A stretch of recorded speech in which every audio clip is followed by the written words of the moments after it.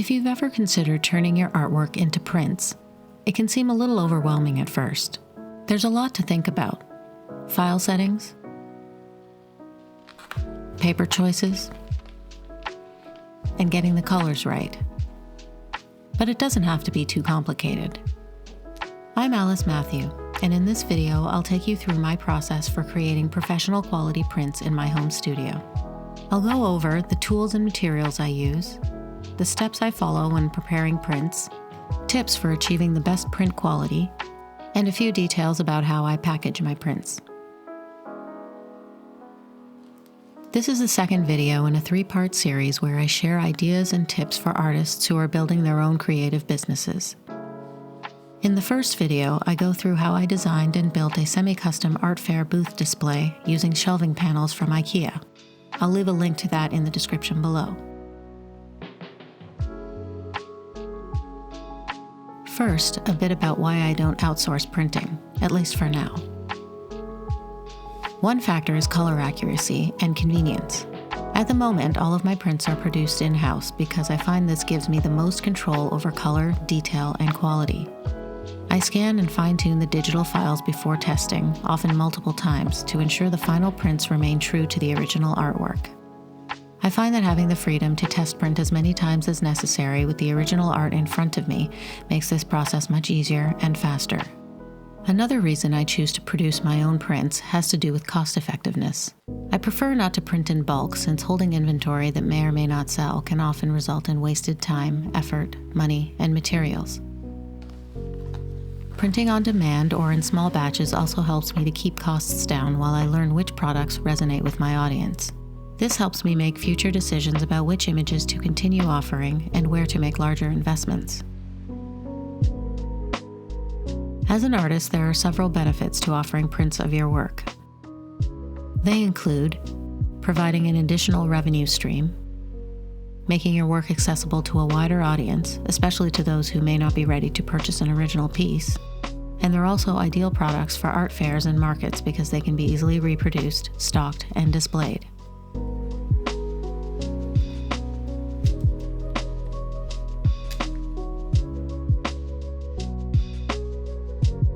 To digitize my artwork, I use an Epson Perfection V600 photo scanner, and I'm pleased with the images it produces.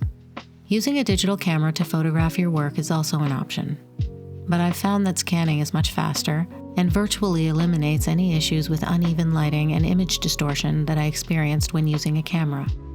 Once my artwork is scanned, I use an app called Affinity Photo to clean up and color correct the images before printing. Of course, there are also many other programs you can use to edit your images, including Adobe Photoshop. I print with a Canon Pixma Pro 10 professional inkjet printer, and while it's not the latest model on the market, it still produces beautiful gallery quality images.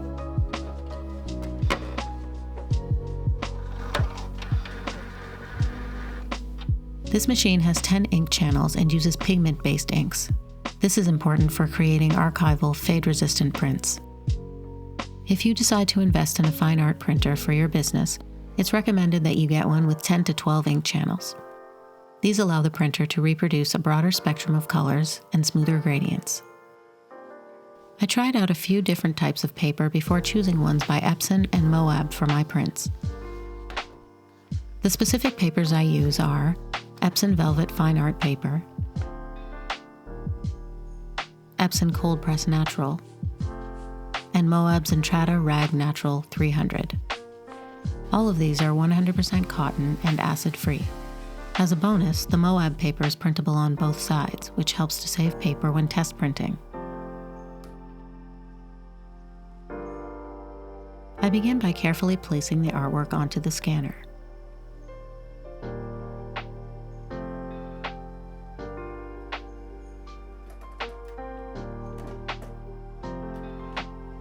I then select the image resolution I want in the Epson Scan software on my computer. I generally scan my art at a minimum resolution of 600 dpi, which stands for dots per inch. This is an important setting that determines the sharpness and clarity of your final image. I also set the machine to scan at 48-bit depth. This ensures that the maximum amount of color information is captured. I export the images in TIFF format. This is a high-quality file format that retains all of the image data needed to produce crisp, detailed prints.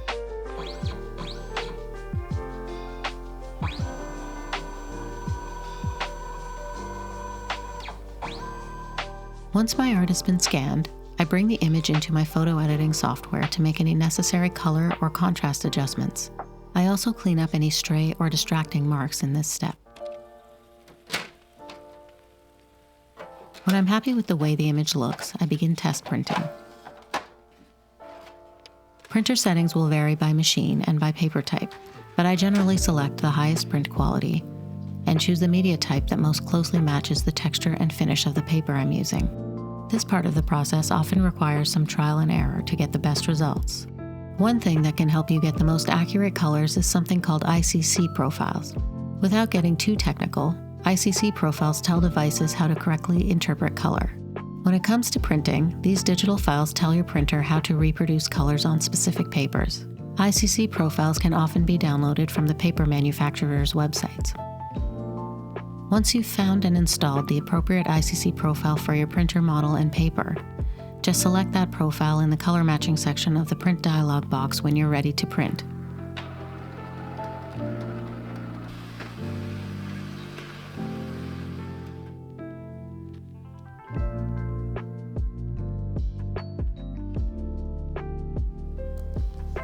The final step is packaging the prints. I first cut them to size if necessary and slip them into plastic sleeves with sturdy chipboard backings to prevent bending. I also include small inserts with tips on how to care for fine art prints.